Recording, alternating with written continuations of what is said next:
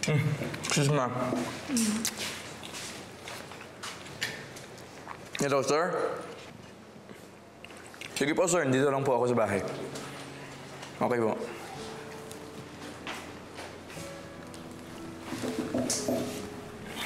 Sino yan, anak?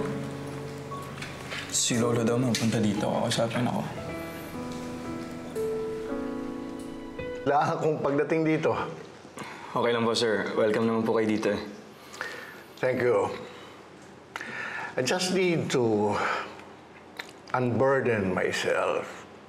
Talk to someone who'd listen and hopefully understand. And here, sir.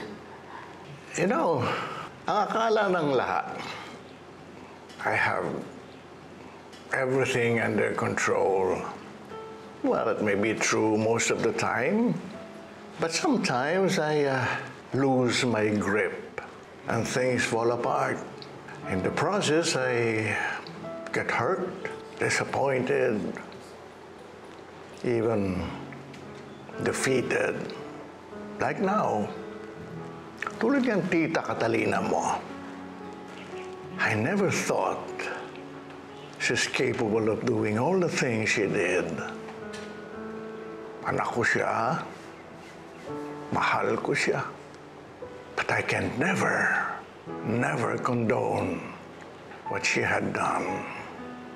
And it breaks my heart to let her go and lose her.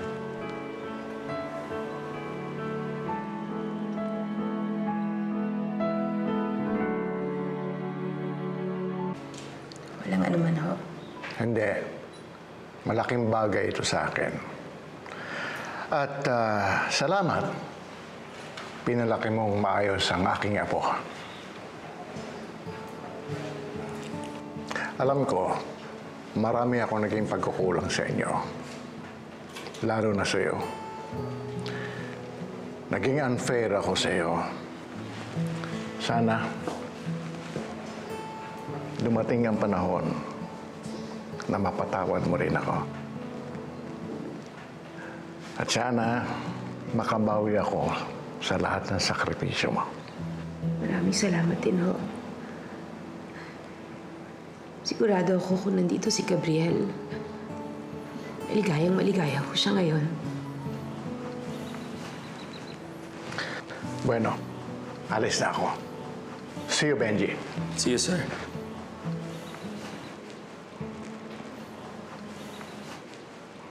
Lolo.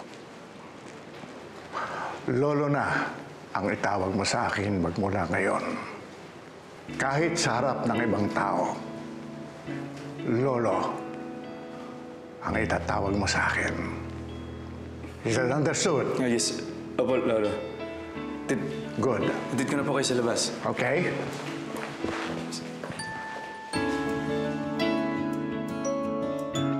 Sabi ko naman sa'yo, gagawin ko ng paraan, di ba? Oo nga. Good morning, sir. Welcome back po. Nabalitaan ko nga na si Ma'am Catalina pala yung may kagagawan sa pananabotahe sa'yo eh. Ano man laman? Sinabi ko. Hindi niyo ba alam? Nagpaalam na kanina sa mga staff niya si Ma'am Catalina. Sana kung ano man nangyari, dapat sa atin na lang yun. Wala nang ibang makakaalam. Respeto na lang. Okay? Okay. So, sana magiging bagong table ko, Sir Benji? Sa akin mo tinatanong yan. Hindi mo alam? Ngayong wala na si Ma'am Catalina, ako na magiging bagong sekretary mo.